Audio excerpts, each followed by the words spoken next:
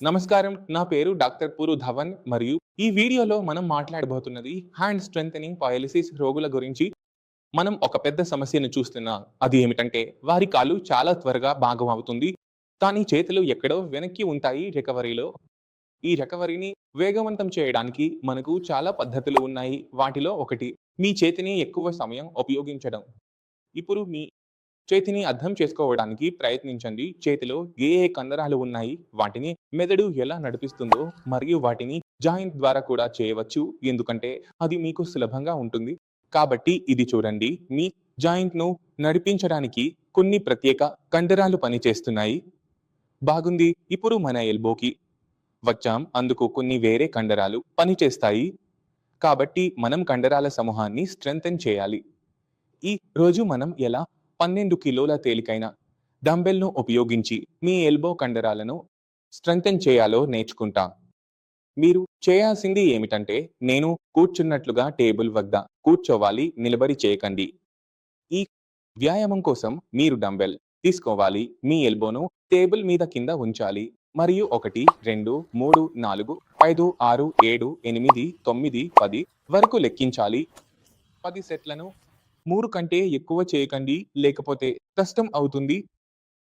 మీరు 1 లేదా 2 3 4 వంటి మీ శక్తి అనుసరించి ప్రారంభించండి. మీరు చాలా అలసిపోయినట్లయితే అవి పగిలిపోవడం ప్రారంభిస్తాయి మరియు మీ కండరాల్లో కఠినత మరియు నొప్పి రెండూ మొదలవుతాయి. కాబట్టి మీరు మీ సామర్థ్యాన్ని అర్థం చేసుకోవాలి. మీరు దీనికంటే తక్కువ బరువును కూడా తీసుకోవచ్చు మరియు ఈ వ్యాయామం చేయడానికి మీకు డంబెల్ కొనుగోలు చేయాల్సిన అవసరం లేదు. నువ్వు ఒక వాటర్ బాటిల్‌వి కదా! దానిని 1 లీటరు మరియు 1.25 లీటర్ల నీటితో నింపండి. మీరు సవా లీటర్ నీటిని నింపితే దాని బరువు సుమారు సవా కిలోల చుట్టూ వస్తుంది. కాబట్టి మన దగ్గర ఉన్న 1 సవా లీటర్ నీటి బాటిల్ సహాయంతో మీరు ఈ వ్యాయామం చేయవచ్చు. దీని ద్వారా మీ ఎల్బో జాయింట్ కండరాలు పనిచేయడం ప్రారంభిస్తాయి. ఇప్పుడు మనం చేయబోతున్న రెండవ వ్యాయామం రిస్ట్‌కు సంబంధించినది. ఎందుకంటే రిస్ట్‌లో కొంచెం ఫ్లెక్సిబిలిటీని కూడా పెంచాలి. ఎందుకంటే రిస్ట్ చివరగా కదులుతుంది. తరువాత వేళ్లు కదలడం ప్రారంభిస్తాయి. కానీ మీరు చూస్తే రిస్ట్‌లో పూర్తిగా కదలిక లేదు. కాబట్టి మీరు చేయాల్సిందల్లా మీ మొదటి రిస్క్ యొక్క క్షణాన్ని అంచనా వేయాలి. అది దానంతటా అదే వికసిస్తుందో లేదో. మీది దానంతటా అదే వికసిస్తే అది ఇలా కొద్దిగా వణుకుతుంది.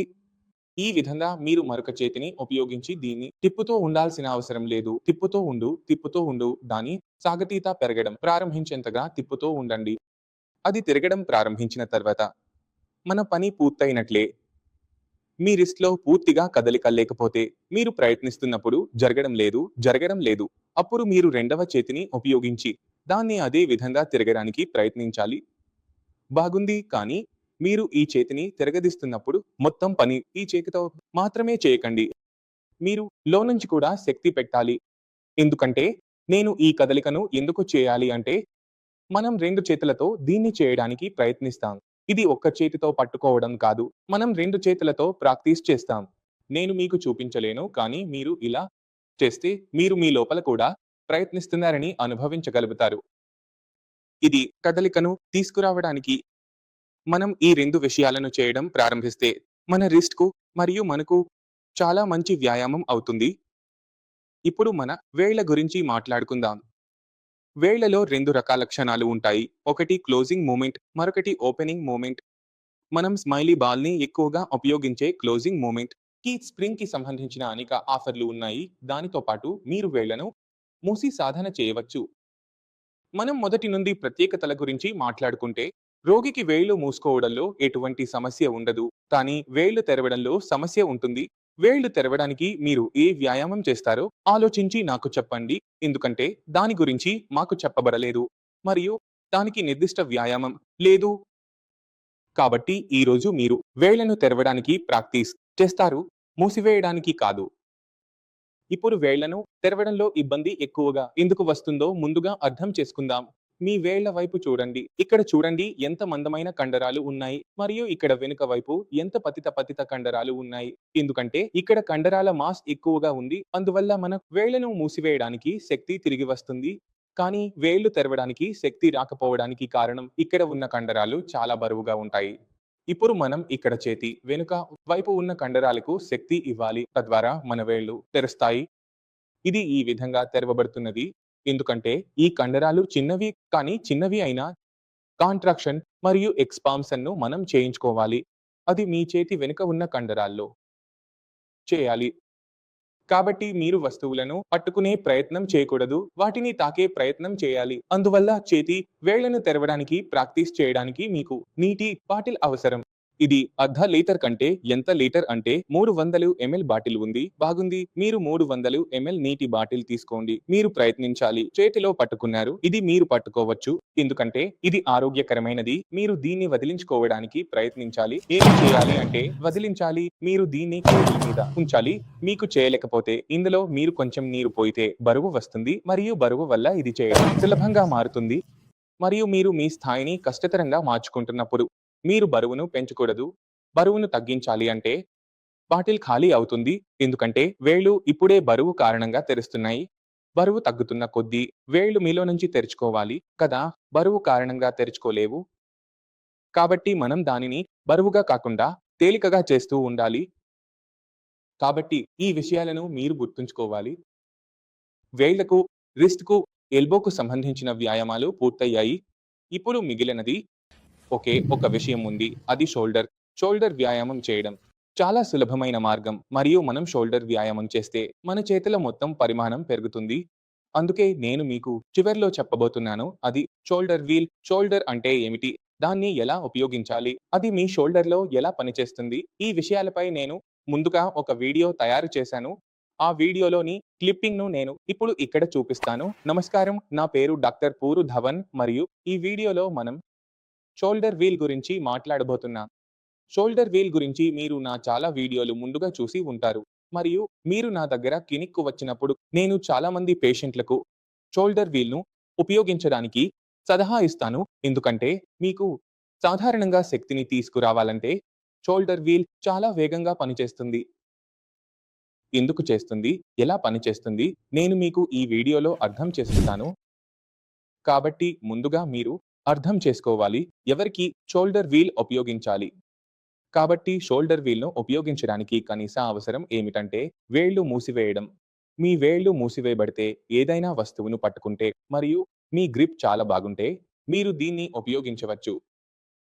మీ గ్రిప్ బాగా లేకపోతే షోల్డర్ వీల్‌ను ఉపయోగించడం కష్టం అవుతుంది. కాబట్టి మీకు గ్రిప్ ఉంటే మీరు ఈ వీడియోను ముందుకు చూడండి. మీకు గ్రిప్ లేకపోతే గ్రిప్ ఎలా ఏర్పడుతుంది అంటే మీకు శాస్త్రం గురించి తెలుసుకోవాలి. కాబట్టి మనం దీన్ని ప్రారంభిద్దాం. మీరు గ్రిప్ ఏర్పరచుకున్నట్లయితే మీ చేతులు తెరవకపోతే మీ వేళ్లను తెరవండి. దీన్ని ఉంచండి మరియు మీ వేళ్లను మూసుకోండి. ఇప్పుడు మీరు నా కదలికను చూడండి. నేను దీన్ని ఎత్తడానికి ప్రయత్నిస్తున్నాను. పేషెంట్ ఈ స్థాయిలో చేయగలడు, కానీ ఇక్కడ సమస్య వస్తుంది. మీరు జాగ్రత్తగా చూస్తే నా అన్ని జాయింట్ల కండరాలు ఒకేసారి వ్యాయామం అవుతున్నాయి. నా కవళి చూడండి, అది కొంచెం బంధం అవుతోంది. నా ఎల్బో మూసుకుపోతుంది. నా షోల్డర్ మొత్తం 360 డిగ్రీల చుట్టూ తిరుగుతోంది. అంటే నేను దీన్ని ఇలాగే చేస్తూ ఉంటే నా షోల్డర్, ఎల్బో, నా రిస్ట్, వేళ్ళు అన్నీ అన్నీ వ్యాయామం అవుతాయి. కాబట్టి దీన్ని చేయడం సులభం కూడా, మద్దతు కూడా ఇస్తుంది మరియు మీకు సహాయం కూడా చేస్తుంది. ఇప్పుడు ఎలాంటి షోల్డర్ బిల్డ్ గురించి మాట్లాడితే ఇందులో శక్తిని కట్టడం అంటే దీన్ని మృదువుగా ఉంచడం. దీన్ని కఠినంగా చేయడం కోసం ఒక విధానం ఉంటుంది. దీని మీద ఒక క్లో ఉంటుంది. నేను దీన్ని చేయడం కొనసాగిస్తే ఇది చాలా కఠినంగా అనిపిస్తుంది. దీనికోసం నాకు ప్లాస్టిక్ షూట్ అవసరం అవుతుంది. కానీ మనం దీన్ని కఠినంగా చేస్తూ పోతే ఇది కఠినంగా మారుతుంది మరియు మన శక్తికి కూడా సహాయం చేస్తుంది. కాబట్టి మీరు ఏమి చేయాలి అంటే షోల్డర్ వీల్ చాలా సులభంగా ఆన్‌లైన్‌లో అందుబాటులో ఉంటుంది. మీరు అమెజాన్‌కి వెళ్లి, సెర్చ్‌కి వెళ్లి సోలార్ వీల్ అని టైప్ చేయండి. మీరు షోల్డర్ వీల్‌ను చూస్తే దీని వంటి ఏదైనా షోల్డర్ వీల్‌ను ఆర్డర్ చేయండి. ఇది ఒక 1215 సౌలభ్యంగా అందుబాటులో ఉంటుంది. మీరు దీన్ని ఎవరైనా విద్యుత్ వాడే వ్యక్తి లేదా కట్టడికి సంబంధించిన వ్యక్తి ద్వారా మీ ఇంట్లో ఇన్‌స్టాల్ చేసుకోవచ్చు. సూబెను ఎత్తుకోవాలి, బ్రష్ చేయాలి. దీని ముందు రాగా గడ్డి కట్ చేయడం ప్రారంభించాలి మరియు పేషెంట్లకు అర్థం చేసించడానికి నేను ఎప్పుడూ చెబుతున్నాను. ఇది గడ్డి కట్ చేసే యంత్రం లాంటిది. మనం దీన్ని తిప్పి గడ్డి కట్ చేస్తున్నట్లుగా ఉంటుంది. కాబట్టి మీరు దీన్ని ఇన్‌స్టాల్ చేశారు మరియు మీ కదలికలు ప్రారంభించండి. ఇప్పుడు దీన్ని చేస్తూ ఉండగా మీరు ఎంత చేస్తున్నారో లెక్కించకండి. మీరు సమయం చూడండి మరియు మీ నొప్పిని చూడండి. మీకు నొప్పి వస్తున్నట్లు, అలసట వస్తున్నట్లు అనిపించినప్పుడు మాత్రమే మీరు దీన్ని ఆపుతారు. మీరు అలసట మరియు నొప్పి ఆగే వరకు ఆపరు. ఇప్పుడు కొంతమంది దీన్ని పూర్తిగా తిప్పగలరు.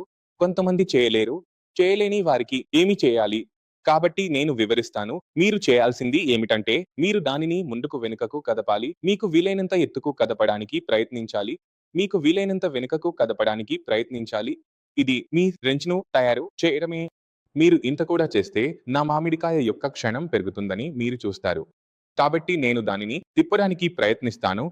కాబట్టి ఇది ఈ రోజు జరగడం లేదు. ఈ భ్రమణం ఈ రోజు జరగడం లేదు. ఇది ఇలాగే కొనసాగుతోంది. ఇది నెమ్మదిగా పెరగడం ప్రారంభమవుతుంది. కాబట్టి మీరు ఏమి చేయగలరు? ఇది గడియారంలా ఉంది. కాబట్టి మీరు ఇక్కడ 12 రాశారు, ఇక్కడ రాశారు మరియు 12,345 ఇలా మీ గడియారాన్ని తయారు చేసుకున్నారు. ఇప్పుడు మీ చేతి ఎక్కడి వరకు వెళ్తుందో చూడండి. ఈ రోజు మీ చేయి 7కి పెరుగుతుంది. రేపు నేను దానిని 8కి తీసుకుంటాను మరియు పసులలో నేను దానిని 9కి తీసుకుంటాను. ఈ విధంగా మీరు ప్రేరణ పొందుతారు. నేను నా సాధారణ కదలికను ఎంతగా పెంచుతున్నానో చూడగలుగుతాను. కాబట్టి ఈ విధంగా ప్రతిరోజు చేస్తే మీ సాధారణ కండరాల కదలిక చాలా వేగంగా తిరిగి వస్తుంది మరియు ఒకేసారి అన్నీ జరుగుతుంది. కాబట్టి మీరు వేరుగా చేయాల్సిన అవసరం లేదు. కేవలం ఒక వ్యాయామం చేయాలి. అది రొటేషన్ వ్యాయామం. ఈ రొటేషన్ వ్యాయామం ఎలా చేయాలో నేను మీకు తదుపరి వీడియోలో చెబుతాను. నేను మీకు తదుపరి వీడియోలో చెప్తాను. ఇప్పుడు నేను దీనితో మీకు నడవాలని కోరుకుంటున్నాను. తదుపరి వీడియోలో కలుద్దాం. అప్పటి వరకు నమస్కారం.